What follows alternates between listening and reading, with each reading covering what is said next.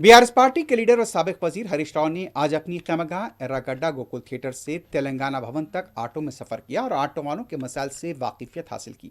इस मौके पर मीडिया से बात करते हुए हरीश राव ने कहा कि राहुल गांधी जब दोबारा हैदराबाद आएंगे, बीआरएस पार्टी ऑटो वालों के साथ शमशाबाद एयरपोर्ट का घेराव करेगी। उन्होंने कहा कि 2 साल से राहुल गांधी को ऑटो ड्राइवर्स का ख्याल नहीं आया। उन्होंने कहा कि ऑटो ड्राइवर्स के बकायाजात फौरी अदा किए जाएं।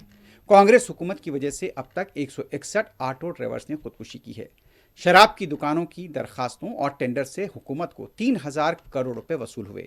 1500 करोड़ रुपए ऑटो ड्राइवर्स में तकसीम किए जाएं और जो 161 ऑटो ड्राइवर्स फौत हुए हैं उनके खानदान वालों को फीकस 10 लाख रुपए दिए जाएं।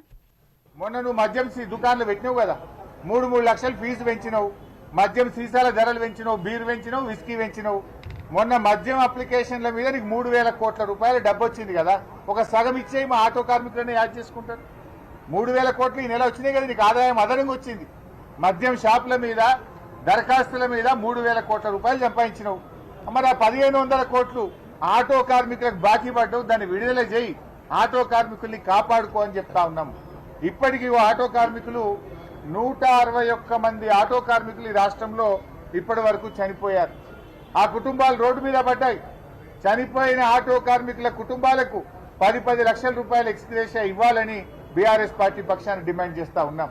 ఇవాళ ఆటో కార్మికులు ఇంకా ఎవరు కూడా చనిపోవద్దని కూడా తమ్ముళ్ళని మేము కోరుతా ఉన్నాం. ధైర్యంగా ఉండండి, పోరాడుదాం. మీ పిల్లలు, మీ భార్య, కుటుంబ సభ్యులు వీధిన పడద్దు.